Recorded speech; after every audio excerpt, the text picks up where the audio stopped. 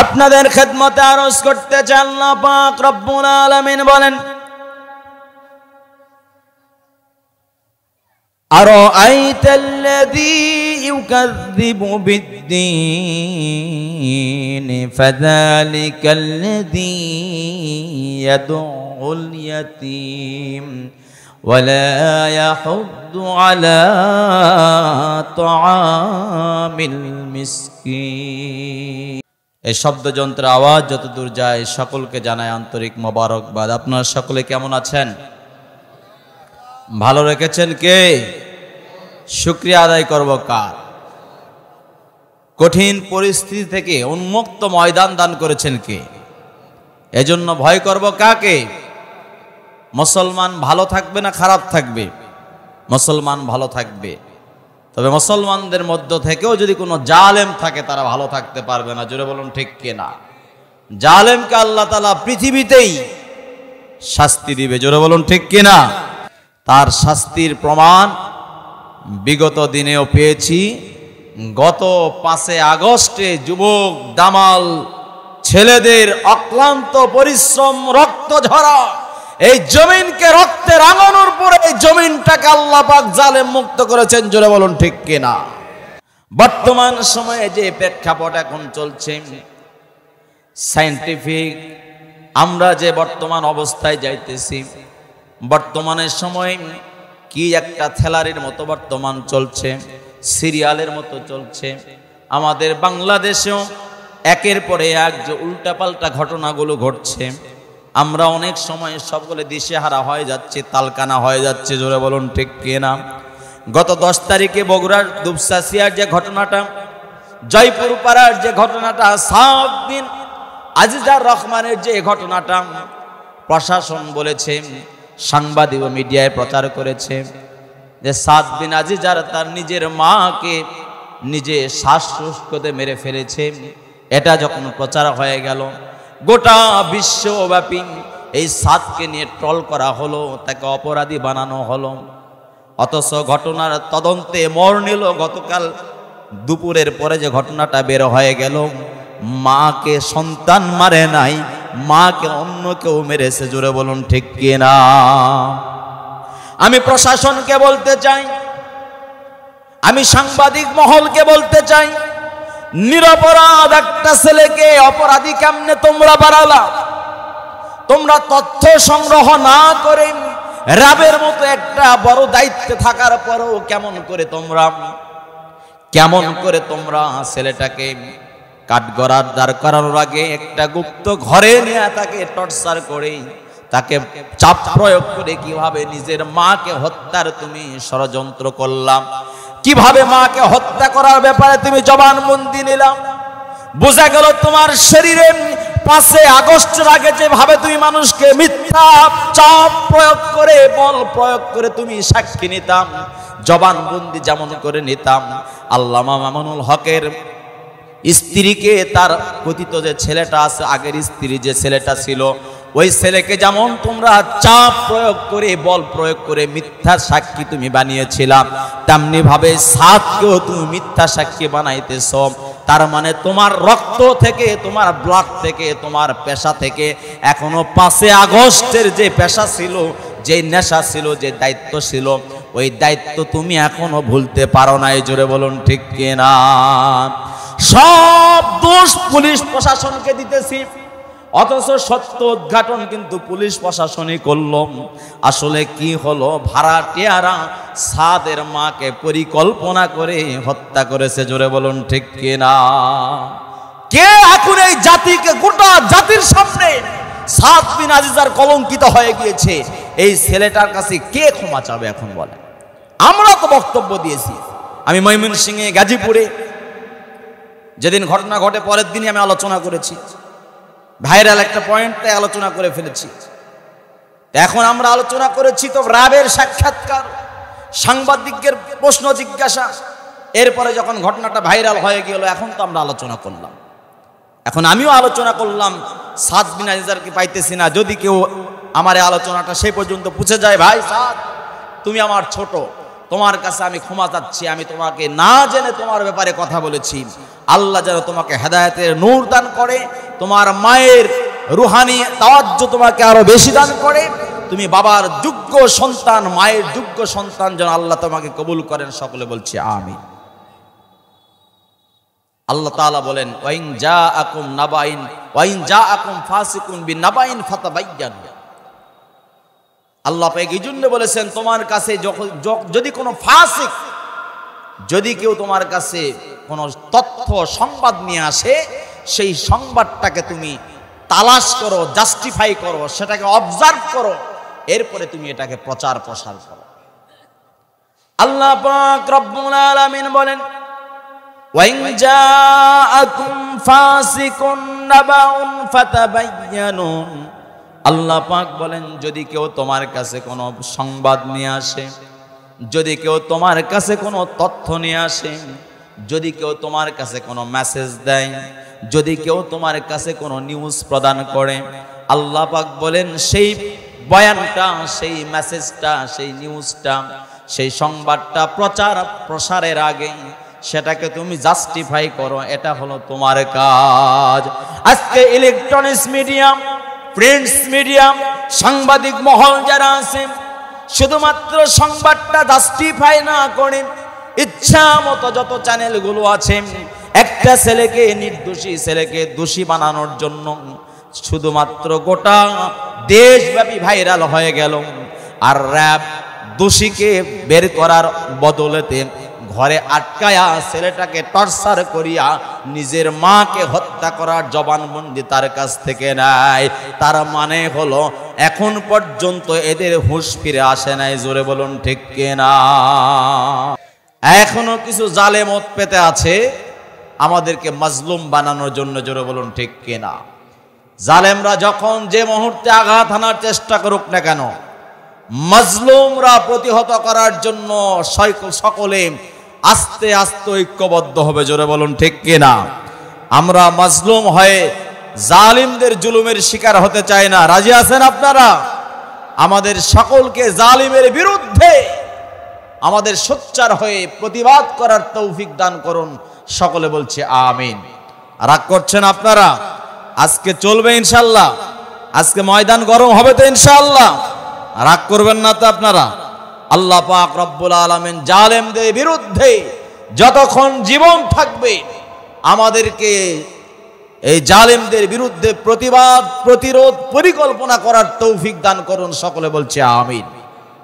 আল্লাহ রাসূল সাল্লাল্লাহু আলাইহি ওয়াসাল্লাম বলেন মান রাআ মুনকারান ফালিয়ুগাইয়িরহু বিয়াদিহি ওয়া ইল্লাম ইয়াস্তাতি ফাবি লিসানিহি ওয়া ইল্লাম ইয়াস্তাতি ফাবি কলবিহি ওয়া যালিকা আদআফুল ঈমান। সুবহানাল্লাহ বলি। আল্লাহ রাসূল বলেন তোমার চোখের সামনে, তোমার নজরের মধ্যে, তোমার আওতাধীন অবস্থায় যদি কোনো সমাজে ইসলাম শরিয়া বিবর্জিত কোনো কাজ দেখতে পাও, সংগঠিত হয়, সেটাকে তোমার সামর্থ্য থাকলে হাত দ্বারা প্রতিবাদ করো, প্রতিরোধ গড়ে তোলো। হাত দ্বারা যদি প্রতিরোধ করতে না পারো তবে জবান দ্বারা সেটাকে তুমি প্রতিবাদ গড়ে তোলো, মৌখিক। তাও যদি সম্ভব না হয় তুমি পরিকল্পনা করো কিভাবে এই ইসলাম গর্হিত, সমাজ গর্হিত, শরিয়া বিবর্জিত এই কাজটা কিভাবে এলাকা থেকে উৎখাত করা যায়, এই পরিকল্পনা তুমি করতে থাকো। আর এই তৃতীয় নাম্বার পরিকল্পনাও যদি তোমার থাকে, সেটাও তোমার সর্বনিম্ন স্তরের ইমানের অধিকারী। বলি সুবহানাল্লাহ। যারা অন্যায় দেখে সহ্য করে, রাসূল বলেন অন্যায় যে করে আর অন্যায় যে সহ্য করে উভয়ই সমান অপরাধে অপরাধী, উভয়ই গুনাহগার, উভয়ই পাপী। বলি নাউযুবিল্লাহ। তাহলে যারা 5 আগস্টের আগে জুলুম করেছিল তাদের বিরুদ্ধে যদি আমরা এখন কথা বলি, জুলুম হবে নাকি?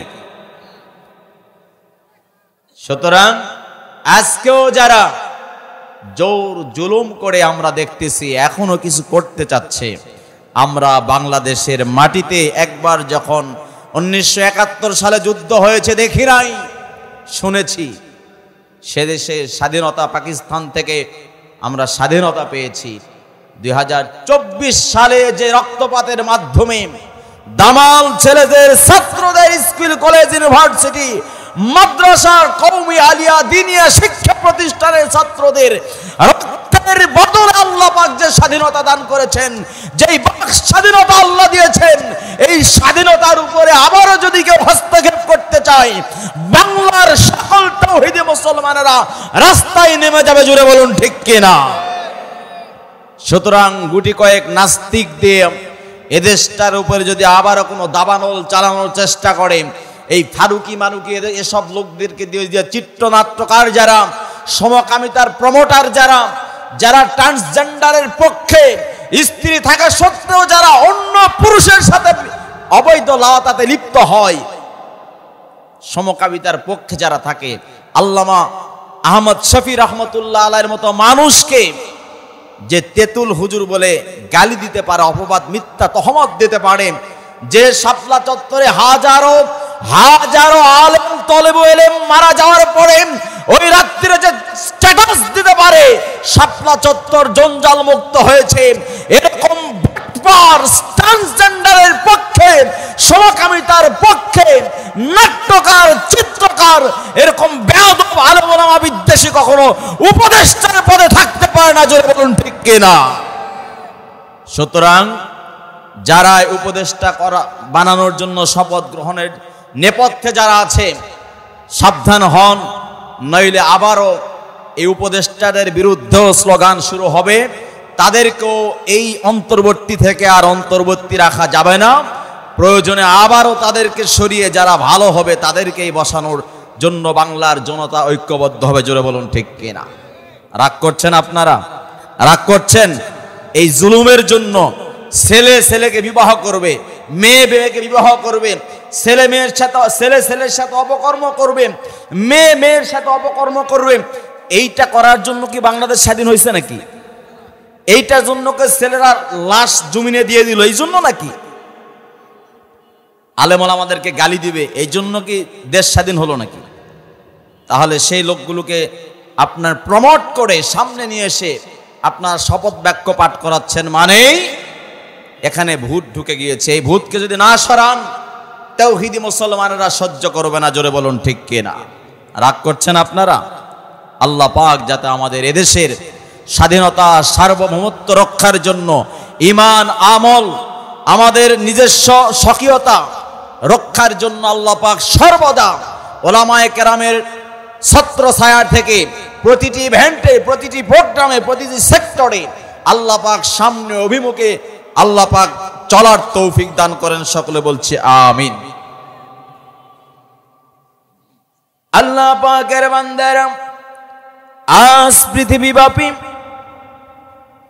অন্ধকার অমানিসা ঝড় যখন চলছে, বিশ্বের বিভিন্ন জায়গায় যখন মুসলমানদের নিধন করার প্রচেষ্টা চলছে, বিশ্বের বিভিন্ন স্থানে যখন মুসলমানদেরকে নিয়ে বেঈমানদের গাত্রদাহ শুরু হয়ে গিয়েছে, বিশ্বের বিভিন্ন কান্ট্রিতে যখন মুসলমান নিধনের জন্য যখন অপচেষ্টা চালাচ্ছে, মিডিয়ার মাধ্যমে, লেখনের মাধ্যমে, অস্ত্রের মাধ্যমে, তথ্যের মাধ্যমে সন্ত্রাসগিরি করে, বিভিন্ন অপকৌশলের মাধ্যমে আমাদের বাংলাদেশ থেকেও মুসলমানদেরকে নিধন করার জন্য ছোট্ট একটা দেশ পৃথিবীর মধ্যে, ছোট্ট একটা কান্ট্রি বাংলাদেশ, যে দেশের মানুষের মধ্যে হাজার হাজার কোটি টাকা না থাকলেও আল্লাহ পাকের দয়া দেশের মানুষের মধ্যে কালেমা লা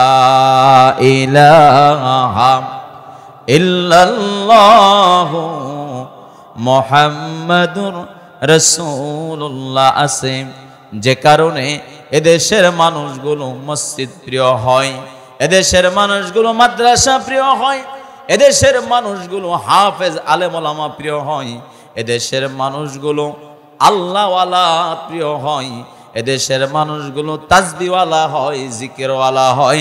চিৎকার দিয়ে বলা যাবে কি সুবহানাল্লাহ? বড় সৌভাগ্যের বিষয় হলো গোটা বিশ্বে যে পরিমাণ হাফেজে কোরআন আছে তার দ্বিগুণ শুধুমাত্র আমাদের বাংলাদেশে রয়েছে, বলি আলহামদুলিল্লাহ। গোটা বিশ্বে যে পরিমাণ হাফেজে কোরআন আছে 3 ভাগ করার পরে 2 ভাগই আমাদের বাংলাদেশের ছাত্ররা হাফেজে কোরআন। আল্লাহ পাকের দেয়া মহাবড় নিয়ামত। ছোট্ট একটা দেশে হাফেজে কোরআনের সংখ্যা হলো 25 লাখেরও বেশি, বলি সুবহানাল্লাহ। 25 লাখেরও বেশি হাফেজে কোরআন আমাদের বাংলাদেশে আছে, বলি আলহামদুলিল্লাহ। এদেশে আর কিছু না থাকুক মসজিদ আছে, এদেশে আর কিছু না থাকুক নুরানি হেফজখানা, এতিমখানা, লিল্লাহ বোর্ডিং মাদ্রাসাগুলো আছে। এদেশের মানুষগুলোকে আদব শিক্ষা দেওয়ার জন্য, ছাত্রদেরকে শিক্ষা দেওয়ার জন্য মাত্র 5,000, 6,000, 10,000 টাকার হাদিয়া বেতনের টাকা দিয়া ওলামায়ে কেরামরা মাদ্রাসা মসজিদে ইমামতি এবং শিক্ষকতা করছে। জোরে বলুন ঠিক কিনা? যে দেশের মধ্যে 30,000 টাকা মাসে বেতন পাওয়ার পরেও, যে দেশের মধ্যে 40,000 টাকা মাসে বেতন পাওয়ার পরেও তারপরও তার এই বেতন দ্বারা হয় নাই, উপরে ইনকামের প্রয়োজন হয়, মানুষকে ঠকিয়ে, মানুষকে প্রতারণা করিয়ে, মানুষের সঙ্গে মিথ্যা কারসাজি বানিয়ে বেতনটাকে 40-এর জায়গায় 50, 50-এর জায়গায় 60, 70 কেমনে বাড়ানো যায় এই চেষ্টা করতে থাকেন। তারপরও তার সংসারে শান্তির ফায়সালা আসে না। জোরে বলুন ঠিক কিনা? আল্লাহ পাক রব্বুল আলামিন এমন নিয়ামত মুসলমানদের ঘরে দিয়ে রেখেছেন। মুসলমান আলেমে দিন যদি হয়, মুসলমান মসজিদের ইমাম যদি হয়, মুসলমান মাদ্রাসার শিক্ষক যদি হয়, তার বেতন যদি 10,000 টাকা হয়, তালাশ করে দেখবেন ওই মসজিদের ইমামের বেতন 1 মাসের বাকি, 2 মাসের বাকি। জোরে বলুন ঠিক কিনা? তারপরও কারো কাছে অভিযোগ নাই, মুখের মধ্যে পান লাগায়া সালাম দিলে সুন্দরভাবে মুস্কি হেসে জবাব দিয়া বলে আপনি কেমন আছেন, জিজ্ঞেস করলে বলে আলহামদুলিল্লাহ। এটা দান করেছেন কে? আল্লাহ পাক রব্বুল আলামিন যে নিয়ামত মাদ্রাসার শিক্ষকদেরকে দিয়েছেন, মসজিদে ইমামদেরকে দিয়েছেন, আল্লাহ পাক রব্বুল আলামিন এই বাংলাদেশের বদ্বীপ ভূখণ্ড, বাংলাদেশের মানচিত্রে মাদ্রাসা, মসজিদ, নিল্লা বোর্ডিং, এতিমখানা থাকবে। তার মুসলমানদের দিকে, ছাত্রদের দিকে, তালেবুল ইলমের দিকে, এই মাদ্রাসার ওস্তাদদের দিকে, মুআল্লিমদের দিকে, গভর্নিং বডিতে যারা দায়িত্বশীল আছে তাদের দিকে যদি কেউ ভ্রু কুঞ্চিত করে তাকায়, আল্লাহ পাকের ফজলে যারা দাড়ি নাই, যে টুপি মাথায় দেয় না, যে পাঞ্জাবিও পড়তে পারে না, যে 5 ওয়াক্ত নামাজও ঠিক মতো পড়ে না, কিন্তু যদি শোনে কেশবপুর মাদ্রাসার বড় হুজুরের সাথে কেউ বেয়াদবি করেছে, ওই আবু জাফর হুজুরের সাথে কেউ বেয়াদবি করেছে, কেউ তাকে উল্টাপাল্টা কথা বলেছে, দাড়ি না থাকলেও, টুপি না থাকলেও, পাঞ্জাবি না থাকলেও ওই বেয়াদব কেউ ওই আল্লাহর বান্দা ছাড় দিবে না। জোরে বলুন ঠিক কিনা? আলেম ওলামাদের বিরুদ্ধে কথা বললে বাংলার তাওহীদি মুসলমান নামাজ যদি 5 ওয়াক্ত নাও পড়তে পারে, যদি তার আলখেল্লা, টুপি, পাঞ্জাবি, দাড়ি নাও থাকে, মসজিদের ইমাম সাহেবকে নিয়ে যদি কথা বলে, মাদ্রাসার ছাত্র শিক্ষককে যদি কেউ কথা বলে, যদি কাকে গালিগালাজ করে, ওই দাড়িহীন, পাঞ্জাবিহীন, টুপিহীন নামাজিজ মুসলমান ওই নাস্তিককে ছাড় দিবে না। জোরে বলুন ঠিক কিনা? সুতরাং এই তাওহীদে মুসলমানের বদ্বীপ বাংলাদেশটাকে যদি কেউ ছোট্ট দেশ মনে করে, কেউ টার্গেট করে রাখে, তাদের টার্গেটটা ঘুরে বালি হয়ে যাবে। জোরে বলুন ঠিক কিনা? সুতরাং আল্লাহর বান্দারা, আপনাদের খেদমতে আরজ করতে চাই, বেশি সময় আপনাদের কাছ থেকে নিতে পারবো না, হৃদয়ের কান লাগিয়ে শুধু আলোচনাটুকু শুনুন। বাংলার যত মানুষগুলো আমরা আছি, একের পরে এক যত ঘটনাগুলো ঘটছে, এই ঘটনাগুলোর নেপথ্যে কি যেন ঘটছে। আহারে মুসলমান, আজকে ভালো কথা বলতে গেলে মানুষরা অপরাধী হয়ে যায়। জোরে বলুন ঠিক কিনা? 50 বছর পর্যন্ত তাফসীরের ময়দানে যে আল্লামা কোরআনের পাখি কথা বলেছেন, তার ভাষার মধ্যে, তার সাবলীলতার মধ্যে, তার উচ্চারণের মধ্যে, তার তেলাওয়াতের মধ্যে, তার বাচন ভঙ্গির মধ্যে, তার আচরণের মধ্যে এতটা সুন্দর অবয়ব আকৃতি বহন করে, পৃথিবীতে আর কোনো বক্তা নেক্সট টাইমে এরকম আসতে পারবে বলে মনে হয় না। অনেক বড় বড় আলোচক আসতে পারে, কোরআনের পাখি আল্লামা সাঈদীর মতো কেউ আর হবে না। জোরে বলুন ঠিক কিনা? 50 বছর তাফসীরের কথা বলেছেন। আলিয়া, কওমিয়া, দিনিয়া, স্কুল, কলেজ, ইউনিভার্সিটি, এতিমখানা, লিল্লা বোর্ডিং, মসজিদ, মাদ্রাসা, ওলি সবার পক্ষে কথা বলেছেন। কেউ তাকে ভ্রু কুঞ্চিত করে কথা বলে নাই। বলেন সুবহান। তাকে নিয়ে কমেন্ট এখন পর্যন্ত কেউ করতে পারে নাই। অনেক বক্তা পৃথিবীতে এই বাংলাদেশে জন্ম নিবে, জন্ম নিচ্ছে এবং বক্তা আসবে, কিয়ামত পর্যন্ত আর আল্লামা সাঈদী জন্ম নেবে না। এই আল্লামা সাঈদীকেও তোমরা ইনজেকশনের মাধ্যমে বিষ প্রয়োগ করে দুনিয়া থেকে বিদায় করে দিয়েছো। বলি নাউজুবিল্লাহ। তার মানে তোমার চরিত্রের মধ্যে এখনো পর্যন্ত ওই বিষ লেগে আছে। তোমার রক্তের মধ্যে এখনো পর্যন্ত ডাইনির বিষ লেগে আছে। তোমার চরিত্রে এখনো পর্যন্ত দ্বিতীয় নমরুদ, দ্বিতীয় ফেরাউন, দ্বিতীয় কারণ, দ্বিতীয় হামান, দ্বিতীয় সাদ্দাদের বিষ তোমার শরীরে এখনো লেগে আছে। আল্লামা মামুনুল হক সেদিন একটা মজলিসে বয়ানের সময় বলেছিলেন, নমরুদ, ফেরাউন, কারণ এই তিনজন মিলে যে পরিমাণ জুলুম করেছে, আর যে 5 আগস্টে যে চলে গিয়েছে গোপনে, সব অপরাধ এক জায়গায় তিনজন করলে যা হবে, ওই একজন ডাইনি সে অপরাধ করে দেশ থেকে পালিয়ে গিয়েছে। নমরুদের অপরাধ, ফেরাউনের অপরাধ, কারুনের অপরাধগুলো এক জায়গায় করলে যে অপরাধ হবে, এই 3 = 1 হাসিনা।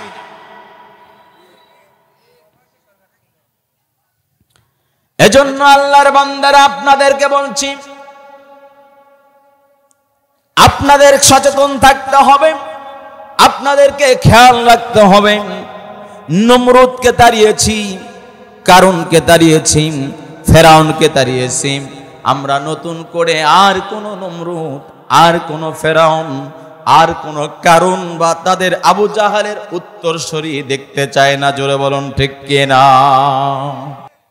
আল্লাহ পাকের বান্দারা খুব গভীর মনোযোগ দিয়ে শুনবেন। এই পৃথিবীতে আল্লাহ পাক রব্বুল আলামিন আমাদেরকে চলাফেরা করার তৌফিক দান করছেন।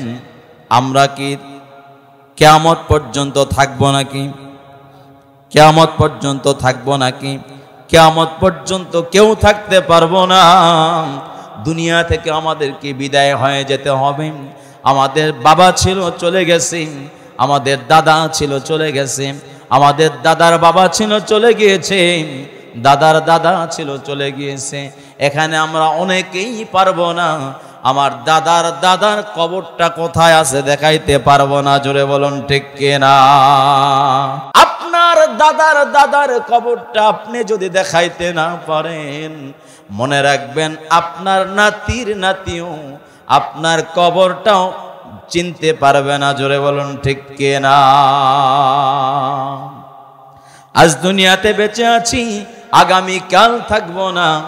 রব্বে কারীম আল্লাহ ডাক দেয়া বলেন, কুল্লু মান আলাইহা ফান ওয়া ইয়াবকা ওয়াজহু রাব্বিকা যুল জালালি ওয়াল ইকরাম।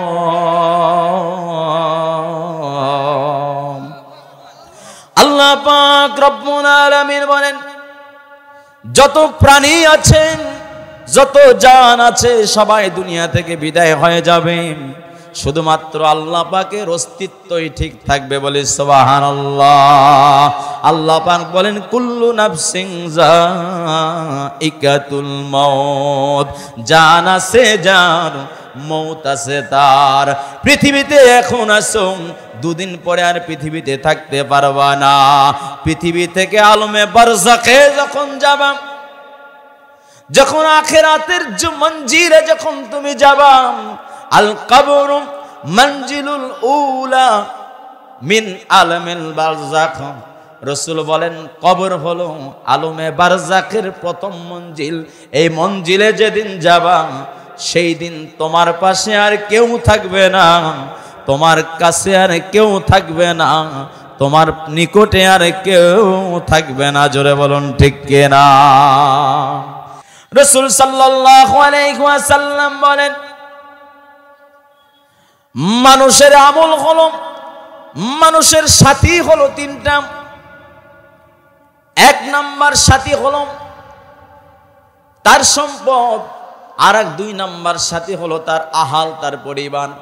তিন নাম্বার সাথী হলো বস্তু, হলো মানুষের সঙ্গে তিনটা থাকে। এক নাম্বার বস্তু হলো তার সম্পদ অথবা তার আহাল পরিবার, দুই নাম্বার তার সম্পদ, তিন নাম্বার হলো তার আমল, যেটা করে সে আমল।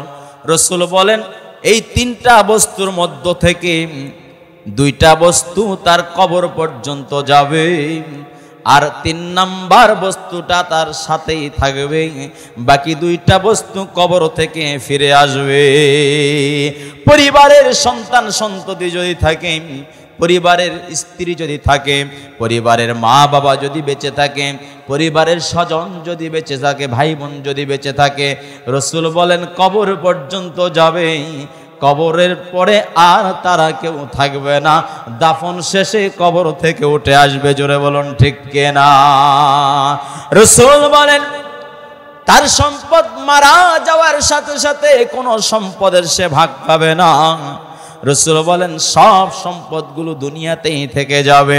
তিন নাম্বার বস্তু হলো তার আমল, যদি নেক আমল করে তাও তার সাথে হবে, বদ আমল যদি করে তাও তার সাথে যাবে।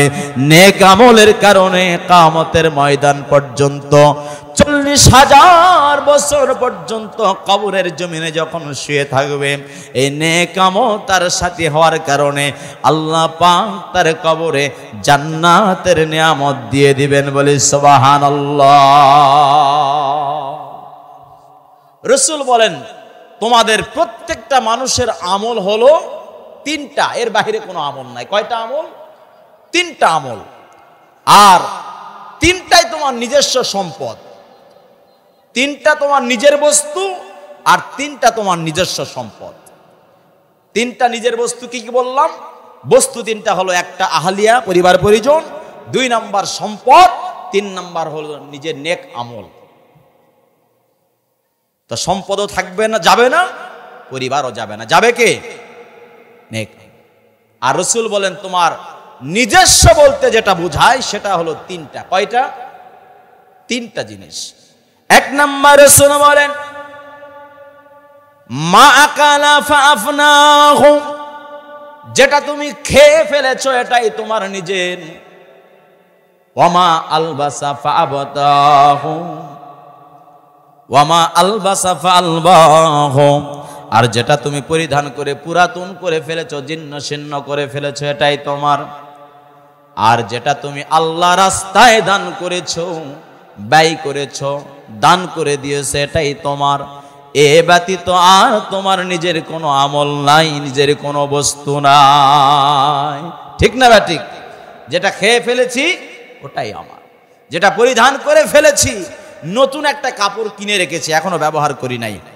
আচ্ছা মারা যাব কবে? কবে মারা যাব? দিন তারিখ আছে? তাহলে নতুন কাপড়টা পরতে পারবো, কোনো গ্যারান্টি আছে? রাসূল বলেন যেটা খেয়ে ফেলেছো এটাই তোমার। আর অনেক খাবার আছে, অনেক পোলাও, কোরমা, রোস্ট, বিরিয়ানি। হয়তো আজকে আমি আলোচক, আমার জন্য খাবার আয়োজন করতে পারে এখানে, কিন্তু আলোচনার পরে খাবার ভাগ্যে আছে কি না আমি বলতে পারবো। সুতরাং মাগরিবের পরে যেটা খাইছি, এখানে আসার পরে যেটা খেয়েছি ওটাই আমার, আর যেটা পরিধান করে পুরাতন করে ফেলেছি সেটাই আমার। আর আল্লাহর রাস্তায়, আল্লাহর ঘরে, নবীজির ঘরে, মাদ্রাসায়, মসজিদ, এতিমখানা, লিল্লাহ বোর্ডিংয়ে যেটা দান করে ফেলেছি, যেটা দান করেছি সেটাই আমার। আগামীতে দান করব এ ধরনের সুযোগ থাকতেও পারে, নাও পারে, সুযোগই না থাকতে পারে। জোরে বলুন ঠিক কিনা? তাহলে আপনাদের সম্মুখে আমি বললাম রসুল তিনটা বস্তু নিজেদের বলেছেন। তিনটা, কয়টা? আর তিনটা সম্পদ নিজের। জোরে বলুন ঠিক কিনা? সম্পদ নিজের তিনটা, আর বস্তুও নিজের তিনটা। আমার কথা কি বুঝতে পেরেছেন আপনারা? বুঝে থাকলে আবার প্রশ্ন করি, নিজেদের বস্তু কয়টা? এর মধ্যে কয়টা জিনিস সাথে যায়? একটা, আর দুইটা ফেরত আসে। আর সম্পদ নিজেদের কয়টা? একটা মানুষের নিজস্ব সম্পদ কয়টা? তিনটা। যেটা খেয়ে ফেলেছে, যেটা পরিধান করে ফেলেছে, যেটা দান করে ফেলেছে। সুবহানাল্লাহ বলবেন না? এই মুখস্থ রাখতে পারবেন তো ইনশাআল্লাহ? আল্লাহ পাকের প্রিয় বান্দারা, আপনাদের সম্মুখে আলোচনা করতে চাই। দীর্ঘ সময় নিয়ে আপনাদেরকে আমি কষ্ট দেব না। আল্লাহ পাক রব্বুল আলামিন আমাদেরকে পৃথিবীর জমিনে রেখে দিয়েছেন। আল্লাহ পাক দুনিয়া থেকে উঠায় নেবেন। আল্লাহ পাক বলেন এই জমিনটা আমার, ওই আসমানটাও আমার, জান্নাতটাও আমার, জাহান্নামটাও আমার, তোমরাও আমার। দুনিয়াতে চলাফেরা করার সুযোগ পেয়েছো, যে কোনো মুহূর্তে আমি তোমাকে দুনিয়া থেকে উঠায় নেব। আর আমি আল্লাহর জমিনে তোমাকে রেখে দিয়েছি, আবার আমার জিম্মায় তোমাকে নিয়ে নিব। আমি আল্লাহ ছাড়া আর কোথাও যাওয়ার সুযোগ নাই। জোরে বলুন ঠিক কিনা? আল্লাহ পাক বলেন সুম্মা ইলাইনা তুরজাউন। আল্লাহ পাক রব্বুল আলামিন বলেন জীবন দিয়েছি আমি আল্লাহ, চলাফেরার শক্তি দিয়েছি আমি আল্লাহ, দুনিয়াতে বসবাস করার শক্তি দিয়েছি আমি আল্লাহ। দুনিয়া থেকে যখন বিদায় হয়ে যাবা, দুনিয়ার সফর শেষ করে যখন কবরে যাবা, ওই কবরের মালিক আমি আল্লাহ। হাসরের ময়দানে 50,000 বছর যখন থাকবা, ওই হাসরের ময়দানের মালিকও আমি আল্লাহ। পুলসিরাতের স্থানে 30,000 বছর যখন তুমি অপেক্ষা করবা, ওই পুলসিরাতের মালিক আমি আল্লাহ। সর্বশেষ জান্নাতে তোমাকে যখন আমি দান করে দেব, ওই জান্নাতের মালিক আমি আল্লাহ। সুতরাং মৃত্যুর পরে 1,20,000 বছরের জীবনটা যদি সুখময় করতে চাও, আনন্দদায়ক যদি করতে চাও, সহজ যদি করতে চাও, হালকা যদি করতে চাও, দুনিয়ার মাত্র 120 বছরের জীবন, শুধু 80 বছরের জীবন, শুধু 60-70 বছরের জীবন, শুধুমাত্র 16-20 বছরের জীবনটাকে আমি আল্লাহর সন্তুষ্টির মধ্যেই কাটাও। আমার কথা মনে বুঝতে পারেন নাই?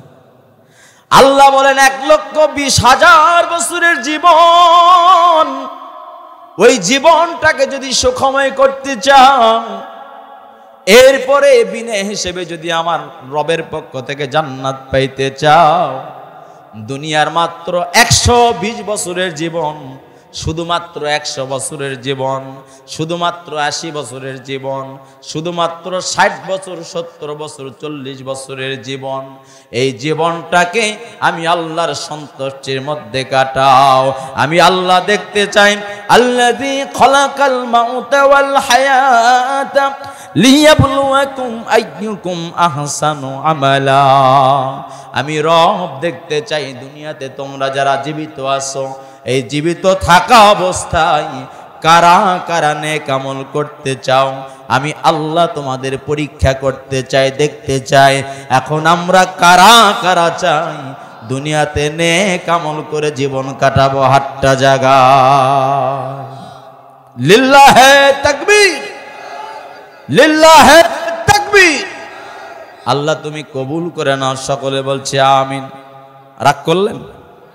আল্লাহর বান্দারা, আল্লাহ পাক বলেন আর যদি আমার নাফরমানি করো তোমরা, আমার ইবাদত যদি তোমরা না করো, আমি সেটাও বলে দিলাম, আমার আসমানের নিচে থেকে জমিনের উপর থেকে বাহির হয়ে যাও।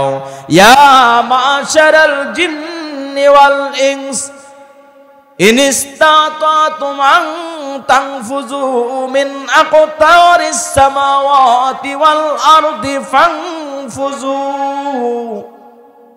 লা তানফুজুনা ইল্লা বিসুলতান।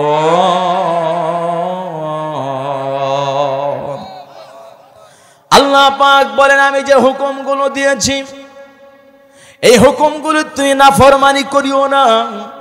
আমি আল্লাহ তোমাকে পরীক্ষা করব, এই পরীক্ষায় তুমি পাস করার চেষ্টা করো।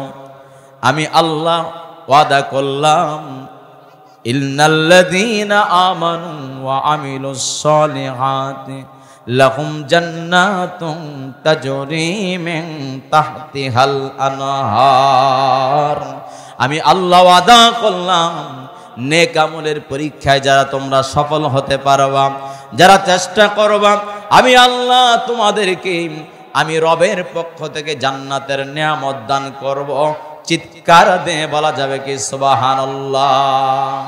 আল্লাহ বলেন, আর যদি না করো তোমরা মনে রেখো আমি আল্লাহ ঘোষণা করলাম, ও জিনেরা শোনো, ও আমার মহব্বতী মানুষেরা শোনো, আমি আল্লাহর হুকুমের নাফরমানি যদি তোমরা করো, আমি আল্লাহর আসমানের নিচে থেকে বের হয়ে যাও, আমি আল্লাহর জমিনের উপর থেকে বের হয়ে যাও।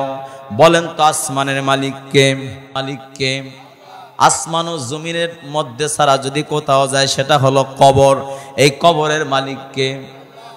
আল্লাহ বলেন, কবরে যাবা তাও আমি মালিক, তুমি জাহান্নাম চাবা সেটারও মালিক আমি, তুমি জান্নাত আশা করো সেটারও মালিক আমি। সুতরাং জাহান্নাম চাইও না, জাহান্নামের মতো ভয়ঙ্কর বস্তুটার আশা তো দূরের কথা, কখনো কল্পনাও করো না, বরং আল্লাহর কাছে ক্ষমা চাইতে থাকো। আল্লাহুম্মা আজিরনি মিনান নার, আল্লাহুম্মা আজিরনি মিনান নার, আল্লাহুম্মা আজিরনি মিনান নার। এই দোয়াটা মুখস্থ আছে না আপনাদের? প্রতিদিন আপনারা কমপক্ষে চেষ্টা করবেন 7 বার, ফজরের পরে, মাগরিবের পরে 7 বারকে এই দোয়াটা পড়ার চেষ্টা করবেন। রাসূল বলেন, আমার কোন উম্মত যদি এই দোয়াটা পাঠ করে আল্লাহ পাক তাকে জাহান্নামের আগুন থেকে মুক্ত করবেন। বলি সুবহান। দোয়াটা আমার সাথে একবার পরে, আল্লাহুম্মা আজিরনি মিনান নার। পারা যাবে না ইনশাআল্লাহ? যদি আরবি না পারি আপাতত বাংলায় বলবো, আল্লাহ আমাকে জাহান্নাম থেকে বাঁচাও। পারা যাবে না ইনশাআল্লাহ? এতটুকু বাংলায় বলবো, আর আরবি আস্তে আস্তে শিখে নেব। পারা যাবে তো ইনশাআল্লাহ? মাত্র 2-3টা শব্দ। আল্লাহুম্মা একটা শব্দ সবসময় বলি, আজিরনি আমাকে বাঁচাও, মিনান নার জাহান্নামের আগুন থেকে। আল্লাহুম্মা আজিরনি মিনান নার। সংক্ষিপ্ত না, ছোট না? পারবেন তো ইনশাআল্লাহ? আমল করবেন তো ইনশাআল্লাহ? আল্লাহ কবুল করেন। সকলে বলছে আল্লাহ পাকের প্রিয় বান্দারা, ব্যাপক সময় আমি নিতে পারছি না, শুধুমাত্র আপনাদের খেদমতে আরজ করতে চাই। আমি আপনাদের সম্মুখে সূরাতুল মাউন পাঠ করেছি। আল্লাহ পাক চাহে তো সংক্ষিপ্ত ভাবে এটা আলোচনা শেষ করে আমি ইতি টানব। আল্লাহ পাক রব্বুল আলামিন পবিত্র কোরআনের ছোট্ট একটা সূরার মধ্যে অনেকগুলো বিষয় বর্ণনা করেছেন। এই সূরাটির নাম হলো মাউন। এই সূরাটি মাক্কি সূরা, সূরা তাকাসুরের পরে এই সূরাটা আল্লাহ তাআলা অবতীর্ণ করে দিয়েছেন। ধারাবাহিকতায়, যদিও এটা কুল ইয়া আইয়ুহাল কাফিরুনের আগে, এটা লিলাফি কুরাইশের পরে, কাউসারের আগে, কিন্তু আল্লাহ পাক অবতীর্ণ করেছেন সূরা তাকাসুর আছে না, আল হাকুমুত তাকাসুর হাত্তা যুরতুমুল মাকাবির। এই সূরাটা যখন অবতীর্ণ হয়েছে তারপরে আল্লাহ পাক সূরা মাউনটা অবতীর্ণ করেছেন। বলি সুবহান। কেন করেছেন সেটা পরবর্তীতে বলবো, কি প্রেক্ষাপটে। এই সূরাটার নাম হলো মাউন, আর মাউন শব্দের অর্থ হলো নিত্য প্রয়োজনীয় বস্তু। নিত্য প্রয়োজনীয় বস্তু। মাউন কেন নামকরণ করা হয়েছে? মাউন নামকরণের কারণ হলো এই সূরাটার মধ্যে মাউন শব্দটা আছে, এই জন্য। এই সূরাটির পুরা একটা সূরাই, একটা রুকু। এই সূরার মধ্যে 7টি আয়াত আছে। এই সূরার মধ্যে 25টি শব্দ আছে। এই সূরার মধ্যে 111টি অক্ষর বা হরফ আছে। বলি সুবহানাল্লাহ। এই সূরার একটু আমল আপনাদের কাছে বলি। উলামায়ে কেরাম বলেন, যদি কেউ এই সূরার আমলটি কন্টিনিউ করে, একবার দরুদ শরীফ পাঠ করার পরে এই সূরার আমলটি কন্টিনিউ করতে থাকে, সূরা মাউনের আমলটা, আল্লাহ পাক রব্বুল আলামিন দয়া করে তার নিত্য প্রয়োজনীয় যা কিছু প্রয়োজন, সমস্ত প্রয়োজনগুলো আল্লাহ পাক তার পূরণ করবেন এবং তাকে বালা মুসিবত থেকে হেফাজত করবেন বলে সুবহান। তাহলে আমলটা করার চেষ্টা করবো তো ইনশাল্লাহ। আমাদের চালের দরকার নাই, ডালের দরকার নাই, আমাদের কারেন্টের দরকার নাই, নিত্য প্রয়োজনীয় যে দরকারগুলো চাবো কার কাছে? আল্লাহর কাছে। আমলের কিছু মাধ্যম থাকে তো, জোরে বলুন ঠিক কি না? আমরা প্রতিদিন যদি এই 7টা আয়াত পাঠ করি, একবার দরুদ শরীফ পাঠ করি, আল্লাহর কাছে বলি, আল্লাহ পাক দয়া করে তিনি আমাদের নিত্য প্রয়োজনীয় সমস্ত হাজতগুলো পুরো করবেন বলি সুবহানাল্লাহ, এবং বালা মুসিবত থেকে তিনি হেফাজত করবেন। স্বপ্ন যুগে কিন্তু আমরা অনেকে অনেক কিছু দেখি, জোরে বলুন ঠিক কি না? যদি কেউ স্বপ্ন যুগে সূরা মাউনটা তেলাওয়াত করতে দেখে, আল্লাহ পাকের ফজলে দুশমনের উপরে সে বিজয়ী লাভ করবে বলি সুবহান। এই সূরাটার কয়েকটা 7টা সূরার মধ্যে 1 থেকে 3 পর্যন্ত বিষয়বস্তু আলোচনা হলো। আল্লাহ পাক রব্বুল আলামিন এখানে বাহ্যিকভাবে কিছু শ্রেণীর আলোচনা এখানে আল্লাহ পাক রব্বুল আলামিন করেছেন। আখিরাতের কথা স্মরণ করিয়ে দেওয়া হয়েছে, কর্মফল গ্রহণের কথা বলা হয়েছে, গরিব এতিম মিসকিনদেরকে দান করার কথা বলা হয়েছে, তাদেরকে ধমক বা ধাক্কা দেওয়া থেকে নিষেধ করতে বলা হয়েছে। বাহ্যিকভাবে 2টা দিক এখানে আলোচনা করা হয়েছে। যে দুইটা খারাপ দিক মানুষের মধ্যে থাকে, 2টা খারাপ দিক বর্জনের কথা আল্লাহ উল্লেখ করেছেন। আর 4 থেকে শুরু করে 7 পর্যন্ত এই কয়েকটা আয়াত আল্লাহ পাক রব্বুল আলামিন মানুষের প্রতি, মানুষের গরিবের প্রতি মানুষের দয়া ভালোবাসা যাতে বৃদ্ধি পায়, এজন্য যে ইবাদতগুলো যেভাবে করতে হয়, আর ইবাদতের ক্ষেত্রে যেটা মানে একটা বাধা হয়ে দাঁড়ায়, এই বাধার বিষয়টা আল্লাহ পাক তুলে ধরেছেন বলি সুবহান। বাহ্যিকভাবে এতিম মিসকিনদেরকে দান করা, তাদেরকে ধাক্কা না দেওয়ার বিষয়ে আলোচনা হয়েছে। আর আমাদের যে ইবাদত বন্দেগী করি, নামাজ আদায় করি, এই নামাজ এবং অন্যান্য ইবাদতগুলো কোনভাবে হওয়ার দরকার, আর কেন নামাজ কবুল হয় না, কিভাবে করলে হবে, এই বিষয়টা আলোচনা করা হয়েছে বলি সুবহান। আল্লাহ পাকের প্রিয় বান্দারা, আপনাদের খেদমতে আরজ করতে চাই, আল্লাহ পাক রব্বুল আলামিন বলেন, আরাআইতাল্লাযী ইউকাযযিবু বিদ্দীন ফাযালিকাল্লাযী ইয়াদউল ইয়াতীম ওয়ালা ইয়াহুদ্দু আলা তাআমিল মিসকিন। সুবহানাল্লাহ। আল্লাহ পাক রব্বুল আলামিন বলেন,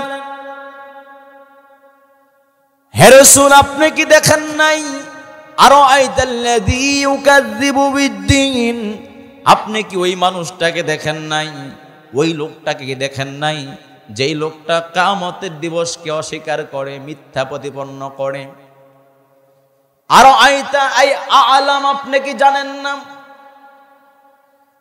হে রাসূল আপনি কি জানেন না? আপনি কি আল্লাহ পাক কি আপনাকে কি জানায় দেন নাই ওই লোকটার ব্যাপারে, যেই লোকটা কিয়ামতের দিনকে মিথ্যা প্রতিপন্ন করে, হিসাবের দিনকে মিথ্যা প্রতিপন্ন করে। কিয়ামত বলতে কোনো শব্দ আছে? কিয়ামতের দিন মানুষের আমলনামার হিসাব নেওয়া হবে। কিয়ামতের দিন আল্লাহ পাক ফামাইয়া আমাল মিসকালা যাররাতিন খায়রান ইয়ারা ওয়া মাইয়া আমাল মিসকালা যাররাতিন শাররান ইয়ারা। আল্লাহ পাক রব্বুল আলামিন বলেন, ওই হিসাবের দিনটাকে যে অস্বীকার করেন, মিজানের দিনটাকে যে অস্বীকার করেন, কবরের জীবনটাকে যে অস্বীকার করেন, ডান হাতে আমলনামাকে যে অস্বীকার করেন, আসহাবুস শিমাল আসহাবুল ইয়ামিনকে যারা অস্বীকার করেন, যারা কিয়ামতের সত্যতাকে অস্বীকার করে, মিথ্যা বলে প্রতিপন্ন করে, রাসূল আপনি কি তাকে দেখেন নাই? আই আ'লাম, আপনি কি তার ব্যাপারে জানেন না? হে রাসূল আপনি কি তাআলা আপনি কি তার ব্যাপারে জানেন না? আল্লাহ পাকের পরে বলেন ফাযালিকাল্লাযী ইয়াদুল ইয়াতীম। রাসূল আপনাকে বলতেছি ওই লোকটার আরো একটা খারাপ গুণ বদ অভ্যাস আছে।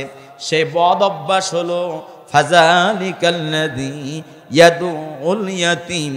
এই লোকটাই এতিমদেরকে গলা ধাক্কা দিয়ে বের করে দেয়। এই লোকটাই এতিমদের সম্পদ দেয় না। এই লোকটাই এতিমদেরকে ভালোবাসা তো দূরের কথা, এতিমদের মালগুলো আত্মসাৎ করে। ওয়ালা ইয়াহুদ্দু আলা তাআমিল মিসকিন। আল্লাহ পাক রব্বুল আলামিন বলেন ওই লোকটার আরো একটা পরিচয় আপনার সম্মুখে দিচ্ছে। সেই লোকটা হলো মিসকিনের যে মালগুলো আছে, মিসকিনের মালও সে দেয় না, আর গরিবদেরকে অসহায়দেরকে সম্পদ দেওয়া থেকে বিরত থাকে, গরিবদেরকে মাল দেওয়া থেকে বিরত থাকে। নিজে তো দেয় নাই, নিজে তো সাহায্য করে না, এতিম অসহায়দেরকে তো সাহায্য করে না, গরিবদেরকে তো সাহায্য করে না, বরং অন্যদেরকেও সাহায্য করা থেকে বিরত থাকে। এর পরিচয়টা আপনার সম্মুখে আমি তুলে ধরতেছি। এর পরিচয় আপনি জানেন কিনা ইয়া রাসূলুল্লাহ? আমি ওর চরিত্রের ব্যাপারে আপনার কাছে পরিষ্কার করে দিলাম, বলি সুবহানাল্লাহ। এইখানে এক ব্যক্তি সম্বন্ধে বা এই চরিত্রের যারা আছে এই লোকগুলোর ব্যাপারে তিনটা চরিত্রের ব্যাপারে বলা হয়। এক নাম্বার কিয়ামত দিবসকে অস্বীকার করে, জোরে বলুন ঠিক কিনা। দুই নাম্বার এতিমদেরকে গলা ধাক্কা দেয় ভালোবাসার বদলে। তিন নাম্বার গরিবদের সম্পদ আত্মসাৎ করে, তাদেরকে সম্পদ দান করার বদলে মানুষকে উৎসাহিত করার পরিবর্তে মানুষকে বিরত রাখে। এই তিনটা বদ অভ্যাস যার মধ্যে আছে সে হলো আল্লাহ পাকের কাছে অতি ভালো নাকি অতি খারাপ? অতি খারাপ।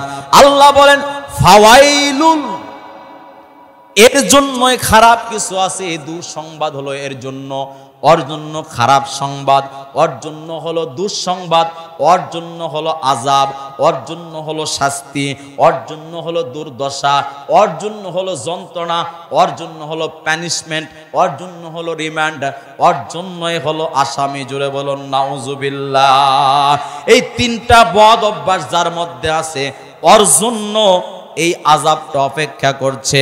এই ফাদারা আল্লাহ পাক যে একটা ছোট্ট কতগুলো কোশ্চিন রেখে দিয়েছিলেন রাসূল আপনি কি জানেন? মিথ্যা কিয়ামতকে যে বলে, যে এতিমকে ধাক্কা দেয়, যে গরিবকে দান করে না, কে জানেন? এই কাজগুলো যে করবে ফাওয়াইল, তার জন্য আছে দুর্ভাগা, তার জন্য হলো আযাব, তার জন্য হলো জাহান্নাম। বলি নাউজুবিল্লাহ। সংক্ষেপে শুধু বলছি, তাফসীর একটু পরেই করব। আল্লাহ পাক বলেন ফাওয়াইলুল লিল মুসাল্লিন। আল্লাহ পাক বলেন ওই নামাজীদের জন্য হলো দুঃসংবাদ, তারা হলো দুর্ভাগা, তারা দুর্দশা, তাদের জন্য আযাব। যে লোকগুলো হলো মুসল্লি, ওই মুসল্লি কারা? আল্লাহ বলেন আল্লাযীনা হুম আন সালাতিহিম সাহুন আল্লাযীনা হুম ইউরাউন।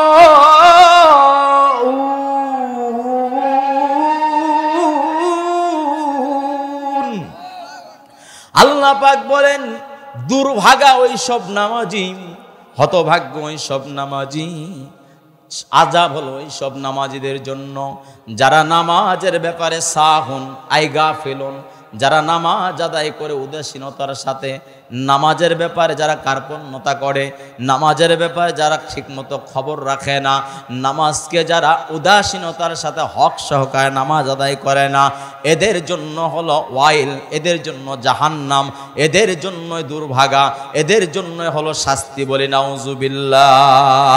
ওয়ায়ামনাউনাল মাউন। আল্লাহ বলেন আর এক শ্রেণী মানুষ আছে যারা মানুষকে নিত্য প্রয়োজনীয় জিনিসগুলো দেওয়া থেকে বাধা প্রদান করে, নিজে তো দেয় না, অন্যকেও দিতে দেয় না। এদের জন্য ওই ওয়াইল নামক জায়গা অপেক্ষা করছে, বলি নাউজুবিল্লাহ। এখানে তিন শ্রেণীর মানুষের ব্যাপারে আল্লাহ পাক বলেছেন। প্রথম শ্রেণীতে একক ব্যক্তি যারা কিয়ামতকে অস্বীকার করে, এতিম গরিব মিসকিনদের ব্যাপারে যারা অবহেলা আছে। দ্বিতীয় শ্রেণী হলো যারা নামাজ লোক দেখানোর জন্য করে, ফাওয়াইলুল লিল মুসাল্লিন আল্লাযীনা হুম আন সালাতিহিম সাহুন আল্লাযীনা হুম ইউরাউন, যারা মানুষকে দেখানোর জন্য, লোক দেখানোর জন্য নামাজ আদায় করে, ইবাদত বندگی করে। এই নামাজের ব্যাপারে এক শ্রেণী। আর এক শ্রেণী হলো, তৃতীয় শ্রেণী হলো যারা মানুষকে ছোটখাটো জিনিস দিতে গেলেও কার্পণ্যতা করে, দিতে চায় না, মানুষের সঙ্গে হিংসা করে, বিদ্বেষ করে, বিভিন্ন সমালোচনা করে। এই তিন শ্রেণীর ব্যাপারে আল্লাহ পাক এই সূরার মধ্যে আলোচনা করেছেন। এখন বিস্তারিত একটু আলোচনা হবে, শুনবেন তো ইনশাআল্লাহ? থাকবেন না ভাগবেন? লিল্লাহে তাকবীর, লিল্লাহে তাকবীর। আল্লাহ আমাদের কবুল করেন, সকলে বলছে আমিন। আল্লাহর বান্দারা, এখানে অনেক কথা আছে, আমি বলতে পারবো না ততটুকু কথা, কারণ আমারও তো মাফ করে দিবেন, সেই কথাগুলো পরে বলবো। আস্তাগফিরুল্লাহ, ইন্নালিল্লাহ। ভাই কে আছেন? শব্দযন্ত্রের এখানে কি হাত পা লাগছে নাকি? প্লিজ দেখবেন, আশেপাশে বিদ্যুতের সংযোগ আছে, তারের সংযোগ আছে, যে কারণে সমস্যা হলে অনেক বড় ঝামেলা হয়ে যাবে। লাইন বন্ধ করতে হলে করেন।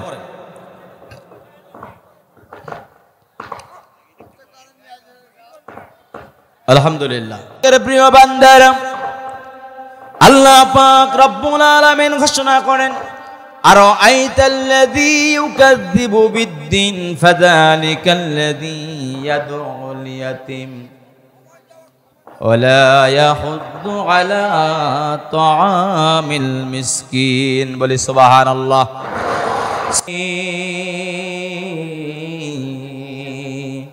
সব গুনাহের হবে মাফি, যতই হও ভাই পাপী ও তাপী, সব গুনাহের হবে মাফি। নূরের টুপি মাথায় পরায়াম, নূরের টুপি মাথায় পরায়া ওঠাবেন মোদের রব্বানা সুবহানাল্লাহ আলহামদুলিল্লাহ লা ইলাহা সুবহানাল্লাহ আলহামদুলিল্লাহ লা ইলাহা লা ইলাহা ইল্লাল্লাহু মুহাম্মাদুর রাসূলুল্লাহ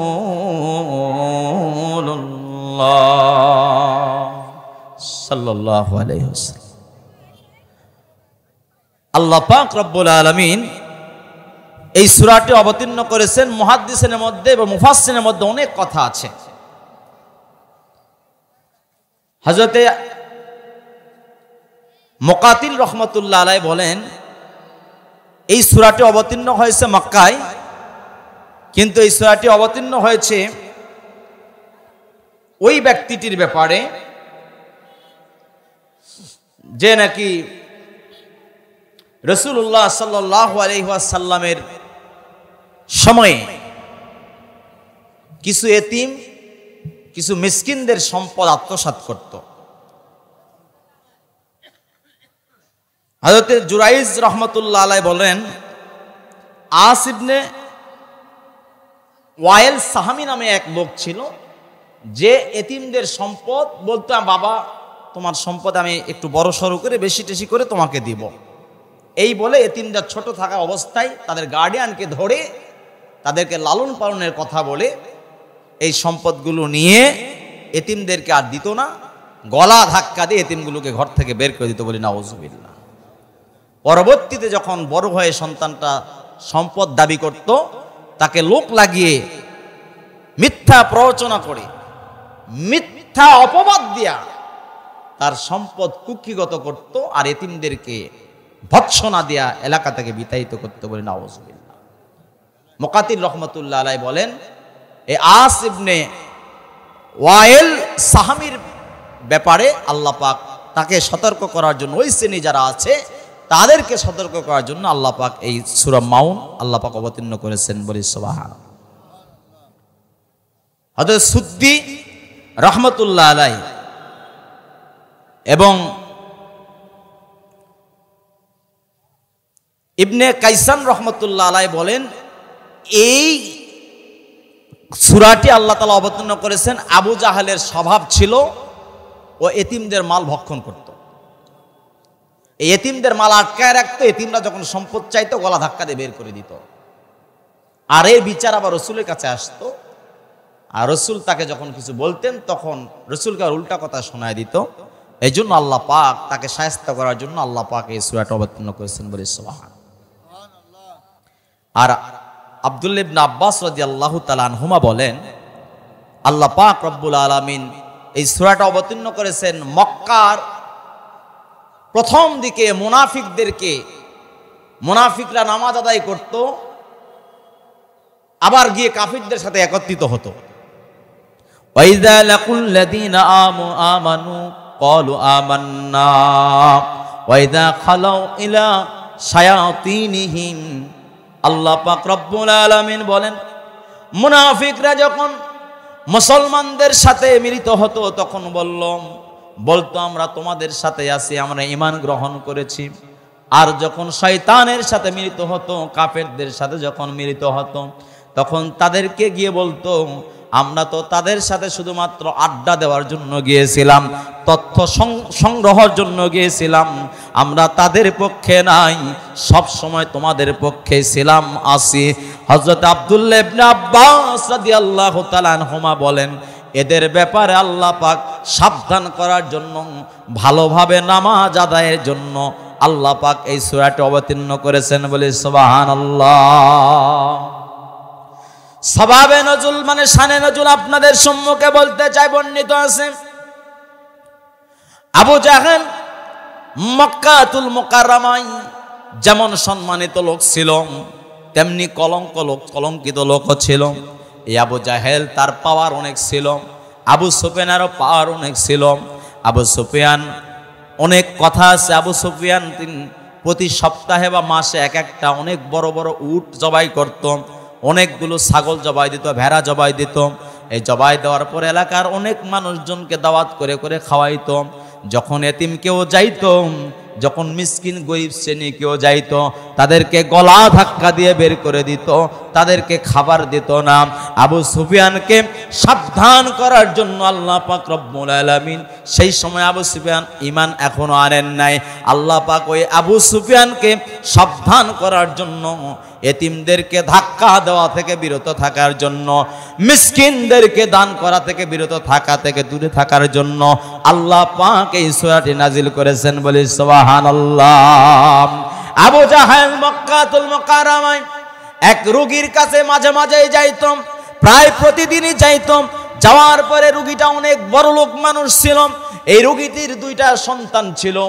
এই রোগীটি যখন প্রায় শেষ সময়ে চলে আসলো, বিদ্ধত হয়ে গিয়েছে, রোগী হয়ে গিয়েছে, আর বেশি দিন যখন বাঁচবে না, আবু জাহেল এবার বলে, ভাই তোমার সম্পদগুলো রক্ষণাবেক্ষণের দায়িত্ব আমাকে দিয়ে দাও, আর তোমার সন্তান দুটাকেও আমার কাছে দিয়ে দাও, এদের রক্ষণাবেক্ষণ আমি করব, এদের সম্পদ বৃদ্ধি করে এদেরকে আমি সম্পদ দিয়ে দেব।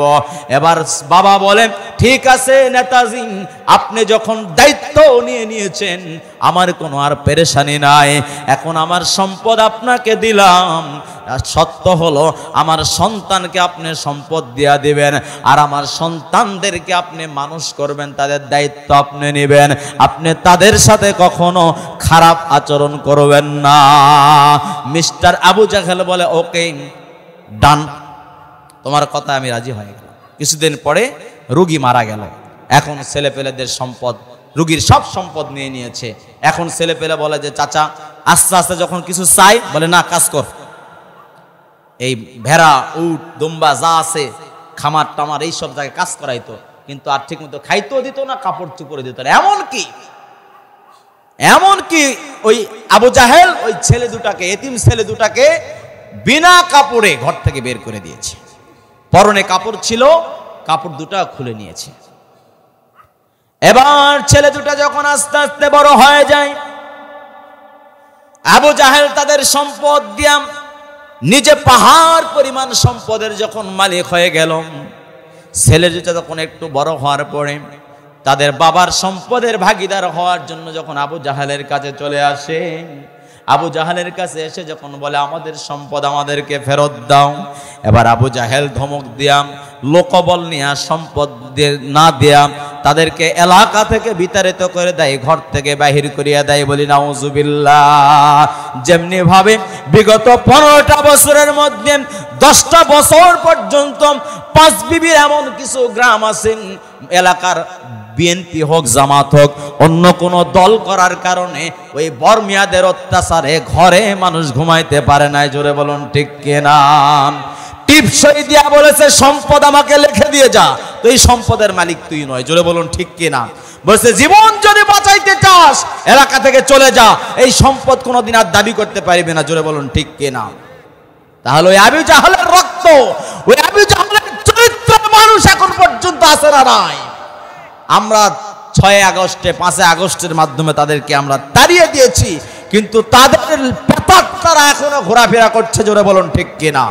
সুতরাং আবু জাহেলের রক্ত আবার পুনরায় জীবিত হোক, তারা আবার এই বাংলার জমিনটাকে কলঙ্কিত করুক, আমরা চাই না। জোরে বলুন ঠিক কিনা? লিল্লাহি তাকবীর, লিল্লাহি তাকবীর। সুতরাং এতিমের মাল ভক্ষণ করা, মানুষকে গলা ধাক্কা দেখে ঘর থেকে বের করে দেওয়া, মানুষের বাড়ি ঘর জোর জবল দখল করে নেওয়া, এটা কোনো মুসলমানের চরিত্র হতে পারে না। জোরে বলুন ঠিক কিনা?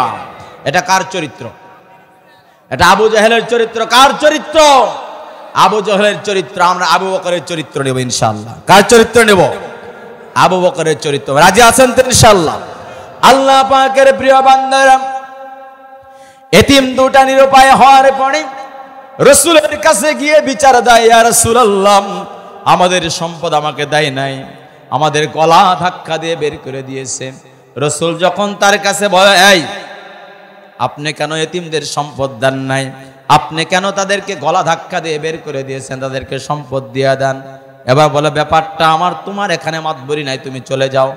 এবার রাসূলকে আল্লাহ পাক রব্বুল আলামিন এমন পাওয়ার দান করেছিলেন, আবু জাহেলের দিকে চোখ গরম করার সাথে সাথে আবু জাহেল বলে, এ ভাতিজা আমাকে মাফ করে দাও, তুমি আমাকে আর মারতে আসিও না, আমি আজকের দিনের মধ্যেই এতিম ছেলে দুটাকে আমি সম্পদ দিয়া দেব। বলে সুবহানাল্লাহ। এবার তার দলবলেরা বলেন, মিস্টার নেতাজি কি হলো? প্রথমে তো আপনি মোহাম্মদকে খুব ছাড়ি দিলেন, খুব পাওয়ার দেখালেন, খুব তাকে বকাবকি করলেন, কিছুক্ষণ পরে কেন আপনি জড়সড় হয়ে বললেন? যখন আপনার দিকে তাকানো, যখন আপনাকে ধমক দিল, তখন আপনি কেন বললেন আমার দিকে আর আসিও না, আমি আজকেই সম্পদগুলো দিয়ে দিয়েছি? কি কারণ বুঝতে পারলাম না। আবু জাহেল বলে, তোমরা দেখো না, আমি দেখেছি।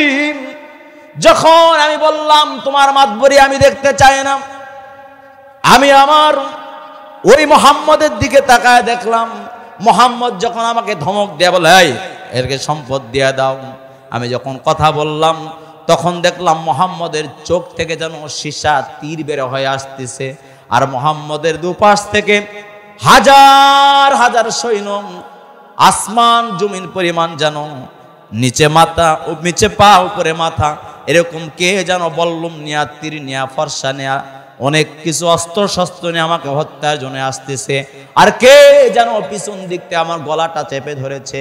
সম্পদ দিবি কিনা বল? মাথার উপরে কে যেন আমার একটা কি যেন ধরে আছে, আমাকে বাড়ি দিয়া দুনিয়া থেকে বিদায় করে দিবে। আমি ভয়ে বলেছি জীবন বাঁচানো দরকার, এজন্য তার সম্পদ আমি দিতে চাই। তোমরা দেখো নাই, আমি দেখেছি মোহাম্মদ কি জিনিস। বলি সুবহানাল্লাহ। আল্লাহ পাক রব্বুল আলামিন বলেন,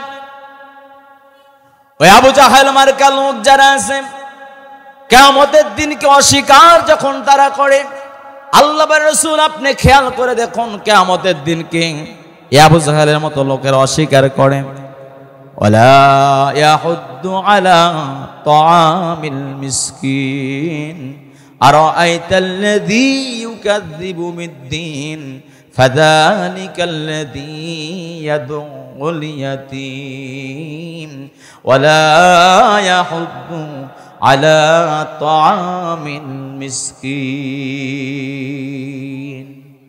আল্লাহ পাক বলেন, ওই আবু জাহালের মতো চরিত্রে যারা ছিল, ওই আস ইবনে ওয়াইল সাহামীর চরিত্রে লোক যারা ছিল, আবু জাহাল, উতবা, সাইবা, ওয়ালিদ ইবনে মুগিরার চরিত্রের মতো যারা লোকেরা ছিল, যারা এতিমদেরকে গলা ধাক্কা দিয়ে বের করে দিত, যারা মিসকিনদেরকে গরিবদেরকে সম্পদ দিত না, তাদেরকে ভালো তো বাসত না, তাদেরকে ভ্রু কুঞ্চিত করত, তাদেরকে আঘাত করত।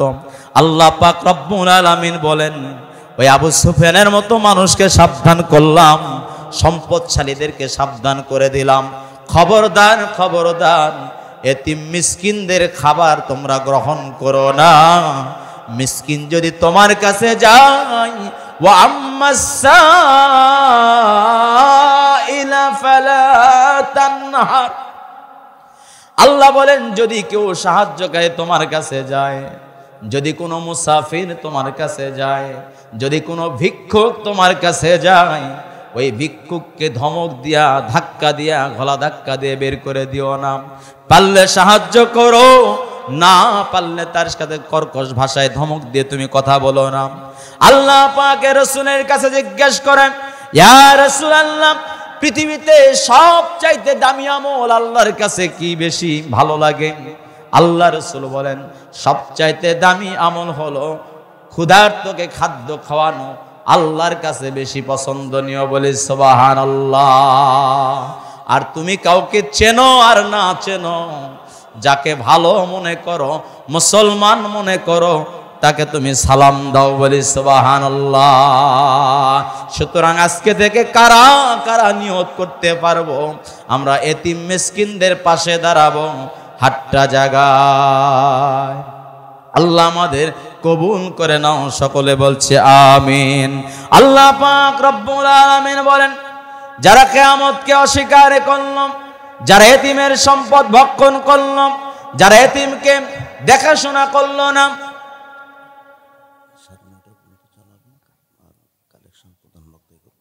আল্লাহ পাক রব্বুল আলামিন বলেন, যারা এতিমদের সাথে ভালো ব্যবহার করলো না, আল্লাহ পাকও তাদের সাথে ভালো আচরণ করবেন না। রাসূলুল্লাহ সাল্লাল্লাহু আলাইহি ওয়াসাল্লামের ইরশাদ ফরমান, আনা ওয়া কাফিলুন লাহু ওয়া গায়রুহু ফিল জান্নাতি হাকাযা। আল্লাহ রাসূল সাল্লাল্লাহু আলাইহি ওয়াসাল্লাম হাদিস শরীফের ইরশাদ ফরমান, আমি এবং এতিমের অভিভাবক যে হবে, আমি এবং এতিমের অভিভাবক যে হবে, তার অবস্থা জান্নাতে এরকম হবে। রাসূল এভাবে বলেন, শাহাদত আঙ্গুলিটা জাগ্রত করেন, আর এদিকে আর একটা আঙ্গুলে, দুইটা আঙ্গুলে মধ্যখানে আঙ্গুলিটা জাগান। দুইটা আঙ্গুল জাগানোর পরে রাসূল দেখায়া দেন, আমার মাঝে আর এতিমের অভিভাবকের মাঝে জান্নাত অবস্থান হবে এই রকম।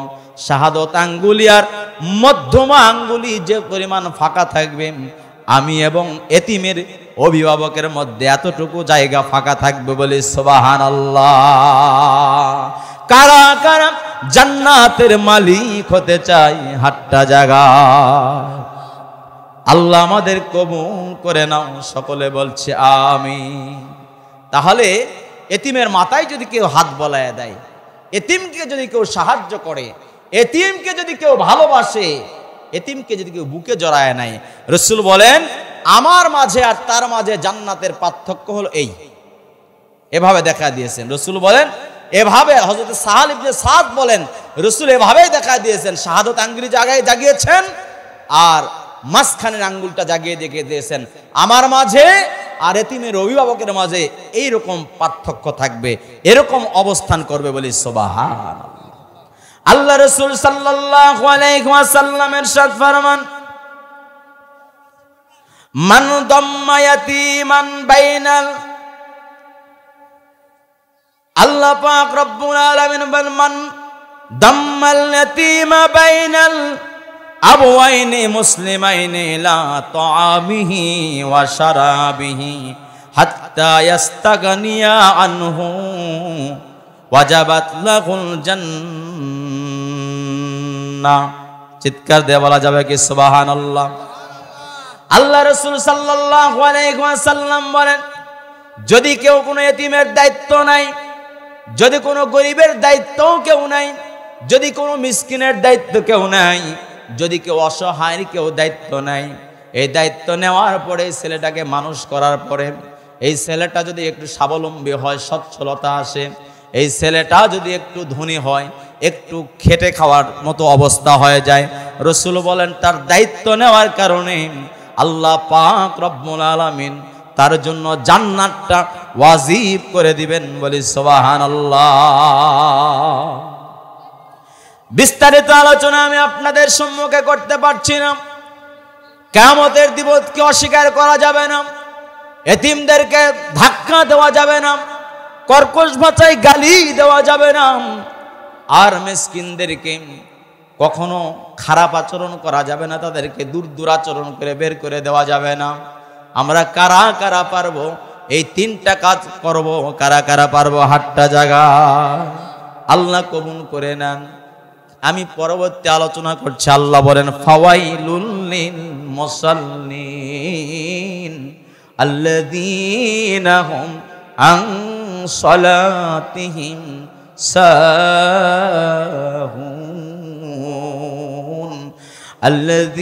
আল্লাযীনা হুম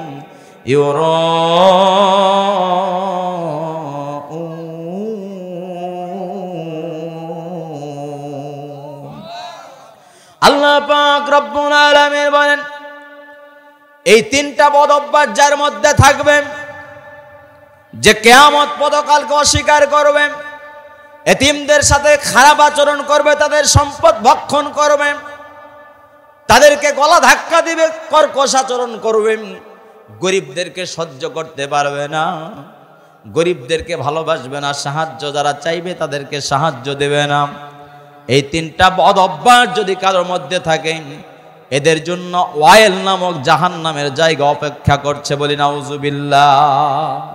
ওয়াইলের তাফসীর হলো, ওয়াইল মানে হলো দুর্ভাগ্য, আযাব, শাস্তি, পানিশমেন্ট, যন্ত্রণা। আবার তাফসীরে মুফাসসিরে কেরামগণ বলেছেন, ওয়াইল হলো জাহান্নামের একটা স্থান, একটা জায়গা। জাহান্নামের এমন কঠিনতম জায়গা এটা। হযরত হাসান বসরি রাহমাতুল্লাহ আলাইহি বলেন, ওয়াইল জাহান্নামের এমন একটা কঠিনতম জায়গা। বেশ কয়েকজন সাহাবায়ে কেরামের তাবেঈরা বর্ণনা করেন, অনেক কয়েকজন মুফাসসিরে কেরামগণ বলেন, ওয়াইল জাহান্নামের এমন একটা জায়গা, যে জায়গাটাকে আল্লাহ পাক রব্বুল আলামিন এমন ভয়ঙ্কর বানিয়েছেন, এমন কঠিন আযাবের জায়গা বানিয়েছেন। প্রতিদিন জাহান্নামের যত অংশ আছেন, প্রতিদিন 400 বার অন্য জাহান্নামও ওই জাহান্নামের ওই জায়গাটাকে ভয় করে। বলি সুবহানাল্লাহ। আপনি বর্তমান এলাকার যেমন কোনো গুন্ডার সাথে আল্লাহ দেখা যান না হয়, এলাকা কোনো পাগলা যদি থাকে যে মুখ খারাপ করতেই থাকে, এরকম কিছু পাগলা আছে না? তো ভদ্র মানুষ কি কই পাগলার সাথে আল্লাহ দেখা না, আল্লাহ রাস্তা বের হয়েছে, আল্লাহ পাগলার সাথে দেখা হয়, এরকম হয় কি হয় না? তো জাহান্নামের একটা অংশ আছে, সেই অংশের নাম হলো ওয়াইল।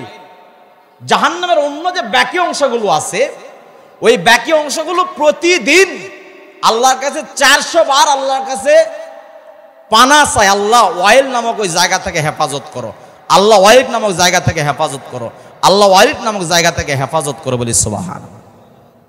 রাগ করছেন? আমার তাফসীর বুঝতেছেন আপনারা? বুঝতেছেন? চলবে তো ইনশাল্লাহ? আর 5-7 মিনিট চলবে না ইনশাল্লাহ? থাকবেন তো ইনশাল্লাহ? আল্লাহ পাকের প্রিয় বান্দারা, আল্লাহ পাক রব্বুল আলামিন বলেন, যারা নাকি তোমরা মিথ্যা প্রতিপন্ন করবা, যারা কবরকে বিশ্বাস করবা না, যারা আযাবকে বিশ্বাস করবা না, যারা পরকালকে বিশ্বাস করবা না, যারা কিয়ামতকে বিশ্বাস করবা না, যারা এতিমদের মাল ভক্ষণ করবা, যারা মিসকিনদের মাল ভক্ষণ করবা, আমি নিরুপায় হয়ে আগে ঘোষণা করে দিয়েছি, ফাওয়াইলুল, ওদের জন্য ওয়াইল নামক জায়গা অপেক্ষা করছে, বলি নাউজুবিল্লাহ।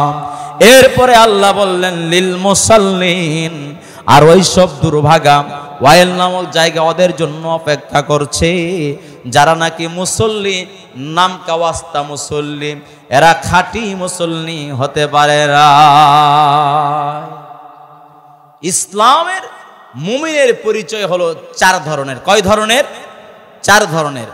একটা হলো পাক্কা মুসলিম, পাক্কা ইমানি, আর একটা হলো শিথিল ইমানের অধিকারী, আর একটা হলো কপট ইমানের অধিকারী, আর একটা হলো টলমলে ইমানের, যা ইমান যার মধ্যে নাই, খারাপ গুনাহের মধ্যে লিপিবদ্ধ যারা আছে। এই তাফসীরের মধ্যে আল্লাহ পাক বর্ণনা করেন এই আয়াতের মধ্যে, ফাওয়াইলুল লিল মুসাল্লিন আল্লাযীনা হুম আন সালাতিহিম সাহুন, যারা নামাজের মধ্যে, সাহুন আই গাফিলুন, যারা নামাজের মধ্যে উদাসীন থাকে। আল্লাহ পাক রব্বুল আলামিন বলেন, ওই সব নামাজি যারা নামাজ আদায় করে কিন্তু নামাজটা নামাজের মতো হয় না, নামাজটা নামাজের মতো হয় না, জিকিরটা জিকিরের মতো হয় না, রোজাটা রোজার মতো হয় না, ইবাদতটা ইবাদতের মতো হয় না। আল্লাহ পাক বলেন এই নামাজে যারা আছে, আনসাহুন সালাতিহিম সাহুন, আল্লাহ পাক বলেন যারা নামাজের মধ্যে যারা গাফেল থাকে, গাফিলুন যারা উদাসী থাকে, নামাজে দাঁড়িয়ে গেছে অথচ নামাজে দাঁড়ানোর পরে যারা নাকি দোকানপাটের হিসাব করে কত ব্যবসায় লাভ হলো, নামাজে দাঁড়ানোর পরে 1 বিঘায় কতটুকু আলু হবে হিসাব দাঁড়িয়ে গেল, নামাজে দাঁড়ানোর পরে 1 বিঘা ধান লাগিয়েছি কয় বস্তা ধান হবে হিসাবে দাঁড়িয়ে গেল। আল্লাহ বলেন এরা হলো নামাজের মধ্যে উদাসীন, এদের নামাজটা নামাজ হলো না। আল্লাযীনা হুম ইউরাউন,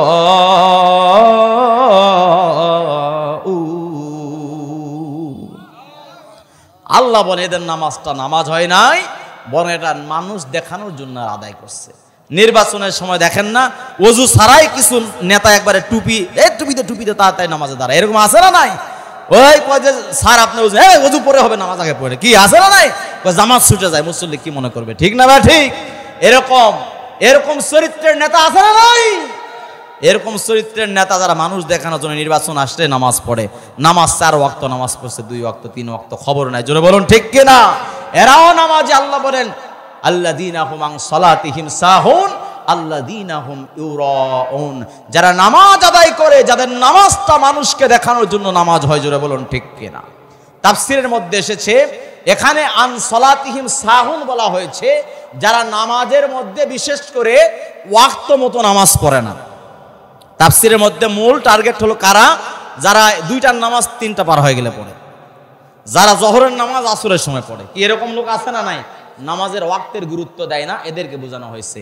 তাফসীরের মধ্যে এসেছে, মুফাসসির কেরামুল বলেন আল্লাহ যদি ফি সলাতিহিম বলতেন তাহলে নামাজের মধ্যের বিষয়গুলো হতো, যেহেতু আন সলাতিহিম সাহুন বলেছেন নামাজের বাহিরের ভিতর, অর্থাৎ নামাজের দাঁড়ানোর আগেই নিজে পবিত্র হওয়া, নামাজের দাঁড়ানোর আগেই মনকে পরিষ্কার করা, নামাজের দাঁড়ানোর আগেই নামাজের আরকান হাকাম বুঝি না আমরা, 13 ফরজ, এই 13 ফরজের মধ্যে 7টা ফরজ তো বাহিরে, জোরে বলুন ঠিক কিনা?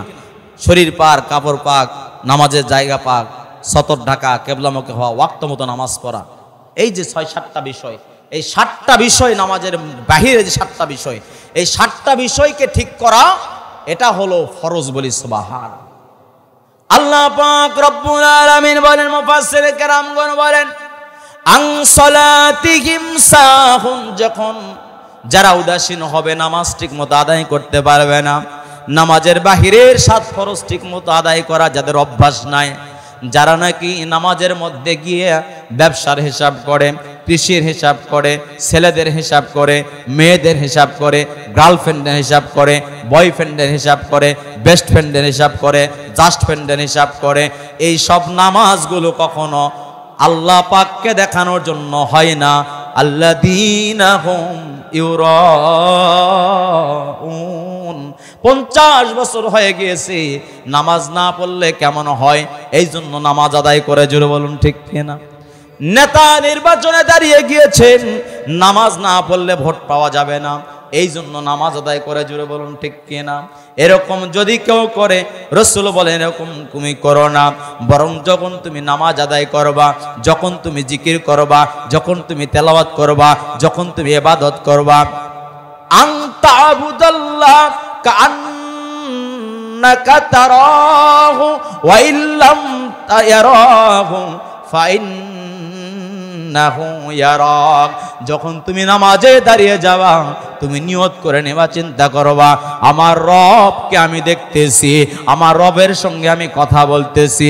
তাও যদি না পারো, কমপক্ষে এই চিন্তা করবা, আমার রব আমার সামনে দাঁড়িয়ে আছে, তিনি তো আমাকে দেখতেছেন, বলি সুবহানাল্লাহ।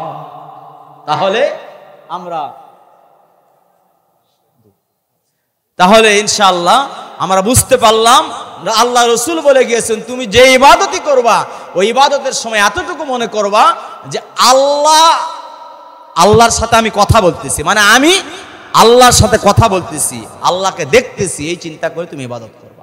তাও যদি নাও পারো, কমপক্ষে মনে করবা তোমাকে আল্লাহ দেখতেছে, তোমার সঙ্গে আল্লাহ কথা বলতেছে, তুমি আল্লাহর সামনে দাঁড়ায় আছো, আল্লাহ তোমার সামনে দাঁড়ায় আছে, বলি সুবহান।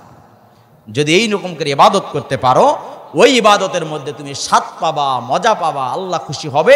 তোমার ইবাদতটা উলাইকা, আল্লাহ পাক বলে উলাইকা হুমুল মুফলিহুন, এরা হলো সফল কাম হবে, যাদের ইবাদতটা হবে আল্লাহকে দেখানোর জন্য, রেজায়ে মাওলা হবে, বলি সুবহান। সর্বশেষ আয়াত, আল্লাহ পাক বলে ইয়ামনাউনাল মাউন, যারা নিত্য প্রয়োজনীয় জিনিসগুলো দেওয়া থেকে মানুষকে বিরত থাকে।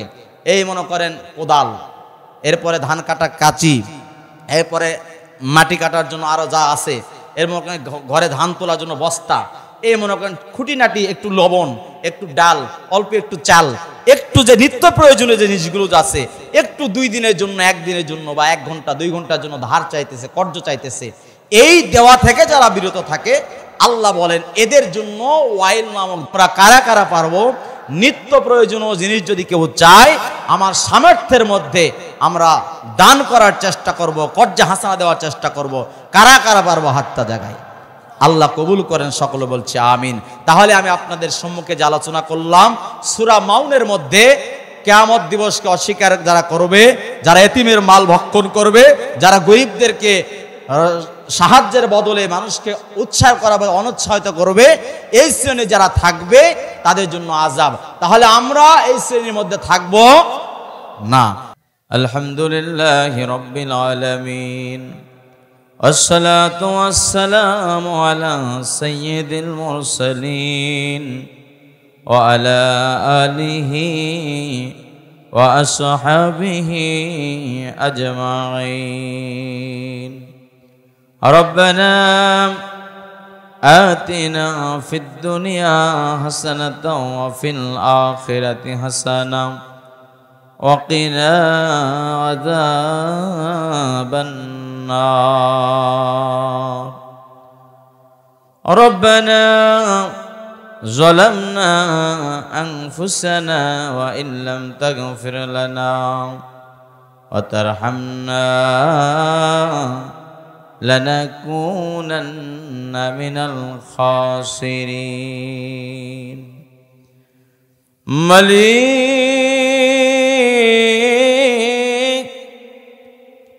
ওগো অসহায়ের মালিক,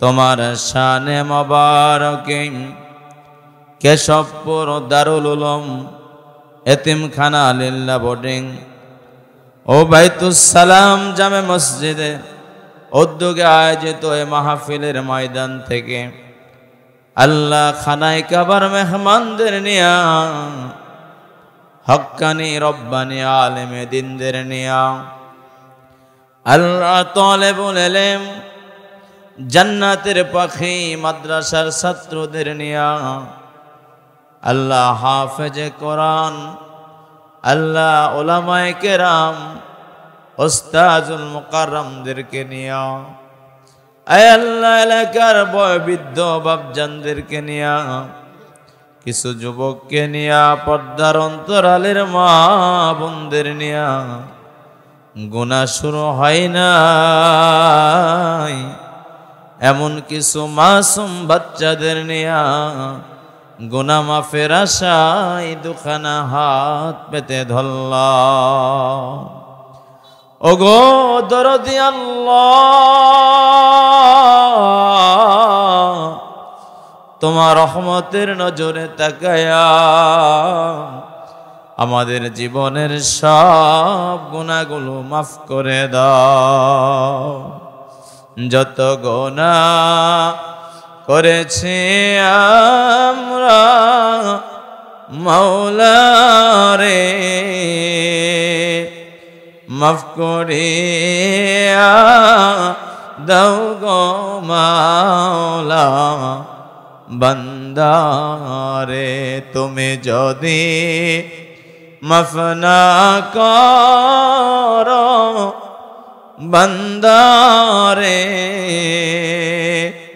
তোমার বান্দা যাইবে বলো করদারে। আয় আল্লাহ, আজকের এই মাহফিলকে নাজাতের জরিয়া হিসেবে কবুল করে নাও। মালিক গো,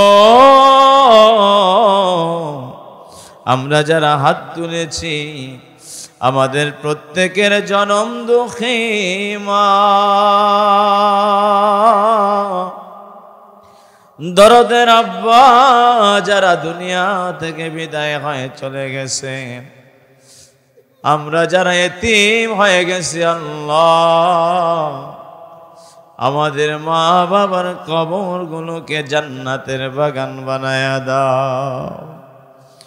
কবর থেকে আমাদের মা বাবা চিৎকার দিয়া ডাক দিয়া বলে, ও ছেলে রে,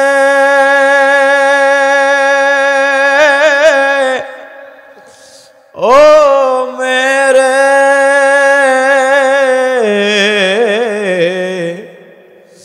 দুনিয়ায় ফেলে আসা কোনো মান সম্মান টাকা পয়সা সম্পদের ভাগ চাই না, তোর জনম দুঃখিনী মা দরদের আব্বা অন্ধকার কবরে বড় অসহায়, দুফোঁটা চোখের পানি ভিক্ষা দে। আয় আল্লাহ, আমাদের মতো অধম সন্তানদের দোয়া তুমি কবুল করে নাও।